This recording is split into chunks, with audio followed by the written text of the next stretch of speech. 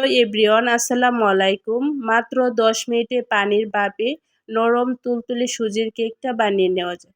এক পাশে চা বসিয়ে অন্য পাশে আপনারা এই কেকটা বানিয়ে নিতে পারেন।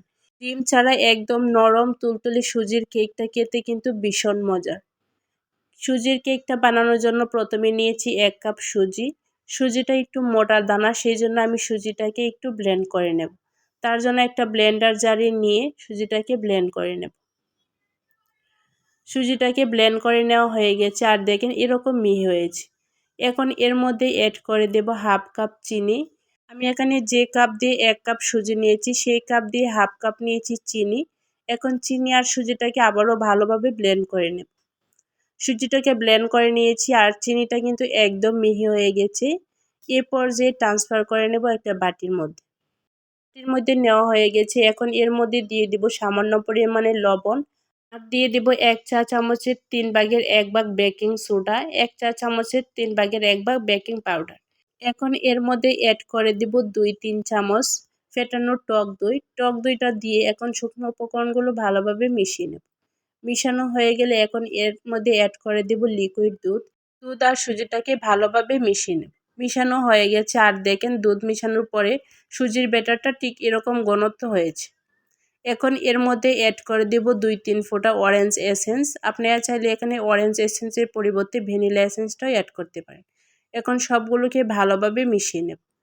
মিশানো হয়ে গেছে। এখন একটা কেকের মোল্ডে নিয়ে নেব 1 চামচ তেল। তেলটাকে দিয়ে মোল্ডটাকে ভালোভাবে ব্রাশ করে নেব। তেলটা দিয়ে ভালোভাবে ব্রাশ করা হয়ে গেলে এখন এর মধ্যে সুজির ব্যাটারটা দিয়ে দেব। সুজির ব্যাটারটা দেওয়া হয়ে গেছে। এখন মোলটাকে এভাবে 2-3 বারের মতো ট্যাপ করে দেব। তাহলে ভিতরে যদি বাতাস থাকে তাহলে বের হয়ে আসবে। এখন চুলায় একটি প্যান বসিয়ে এর মধ্যে দিয়ে দেব কিছুটা পানি। এখন একটি স্ট্যান্ড বসিয়ে দেব। স্ট্যান্ডটা বসিয়ে এর মধ্যে দিয়ে দেব কেকের মোলটা।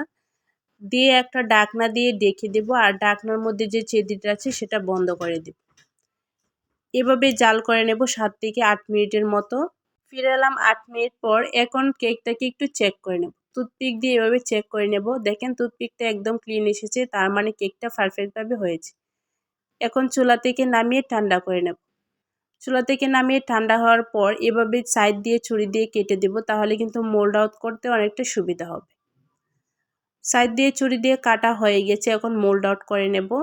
আর দেখেন মাশাআল্লাহ কেকটা কতটা পারফেক্টভাবে ফুলেছে আর কতটা জালিদার হয়েছে। এখন সুজির কেকটা আপনাদেরকে কেটে দেখিয়ে দিচ্ছি ভিতরে কতটা পারফেক্ট হয়েছে।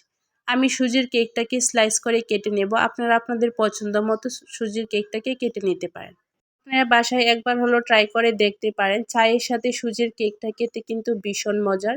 আর দেখেন সুজির কেকটা কতটা সফট হয়েছে আর ভিতরে কতটা জালিদার হয়েছে। সুজির কেকের রেসিপিটি আপনাদের কেমন লেগেছে কমেন্ট করে জানাতে ভুলবেন না।